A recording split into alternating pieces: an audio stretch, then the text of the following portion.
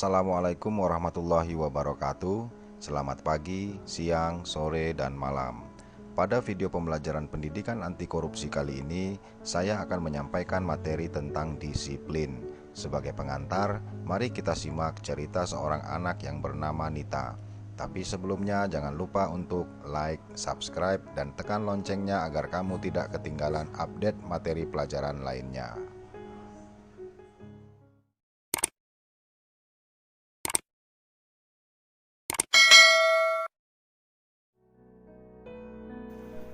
Nita adalah seorang anak perempuan yang hidup sebatang kara. Kedua orang tuanya meninggal saat tsunami. Ia tinggal di barak pengungsian. Nita bergabung bersama teman-temannya untuk belajar di kelas pengungsian. Meskipun demikian, semangat Nita dalam belajar tetap menggebu-gebu. Nita selalu bangun pagi untuk beribadah, sholat subuh, dan baca Al-Quran. Malam hari selepas ibadah, Nita selalu mengulangi dan mengingat-ingat pelajaran siang hari. Nita sudah terbiasa melakukan rutinitas seperti itu sejak ayah ibunya masih ada. Perilaku Nita yang terus-menerus konsisten dengan waktu diamati oleh kakak-kakak pembina di kamp pengungsian, sehingga Nita ditawari untuk tinggal dan sekolah di asrama. Nita pun bersedia tinggal di asrama. Ketika di asrama sekolah, Nita selalu menjadi juara dan menjadi contoh yang baik untuk semuanya. Setelah tamat dari SMP, Nita ditawari untuk belajar di Jakarta dan tinggal di salah satu asrama yatim. Nita pun setuju dan berangkat ke Jakarta dan meneruskan SMA di sana. Kebiasaan baik Nita yang selalu komitmen dengan waktu membuat dirinya menjadi juara kelas SMA. Bahkan ia menjadi pelajar teladan. Nah, dari cerita tersebut, tentunya dapat kita simpulkan bahwa yang membuat Nita berhasil dalam belajar adalah karena Nita selalu disiplin, terutama disiplin terhadap waktu. Sesungguhnya, dengan disiplin kamu akan menjadi orang yang paling beruntung, karena dengan disiplin kamu sebenarnya sedang merencanakan kesuksesan. Dengan disiplin, kamu sedang membentuk diri kamu memiliki pribadi yang unggul. Dengan disiplin, kamu menjadi pribadi yang seimbang dan dapat mengontrol diri sendiri untuk mengikuti keinginan pribadi dan orang lain. Dengan disiplin, kamu akan terhindar dari perbuatan yang tidak benar. Dengan disiplin, kamu akan terbiasa dengan kebiasaan-kebiasaan yang baik dan positif. Dan dengan disiplin, kamu akan memberikan kenyamanan bagi orang lain.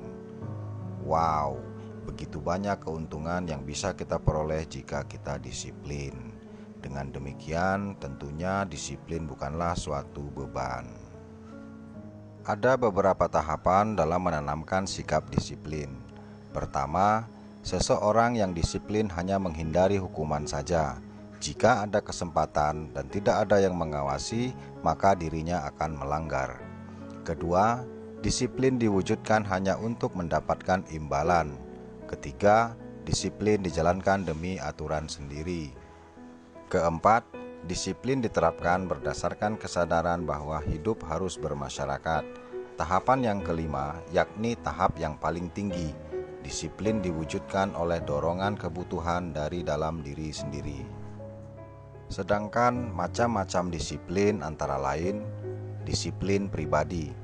Dengan disiplin pribadi, dapat mengarahkan diri ke setiap tujuan yang diinginkan melalui latihan dan peningkatan kemampuan. Disiplin pribadi merupakan perintah yang datang dari hati nurani disertai kerelaan untuk melakukan disiplin. Disiplin sosial merupakan perwujudan dari disiplin pribadi yang berkembang melalui kewajiban pribadi dalam individu, sehingga dapat mengikuti aturan masyarakat. Disiplin nasional merupakan kemampuan dan kemauan mengendalikan diri untuk mematuhi semua ketentuan yang telah ditentukan oleh negara. Selanjutnya, disiplin ilmu, yang berarti mematuhi semua ketentuan yang telah ditentukan sebagai ilmuwan. Dan yang terakhir, disiplin tugas, yang berarti mematuhi semua ketentuan yang telah ditentukan oleh atasan atau kepala sekolah dan guru. Demikianlah penjelasan materi kali ini. Dari keseluruhan materi ini dapat kita simpulkan bahwa Hanya ada satu cara untuk menjadikan diri kita berdisiplin, yaitu dengan kebiasaan. Dan kebiasaan itu dibentuk dari latihan. Oleh karena itu, mari mulai melatih diri untuk terbiasa disiplin. Saya Abdi Wahyudi, terima kasih. Wassalamualaikum warahmatullahi wabarakatuh.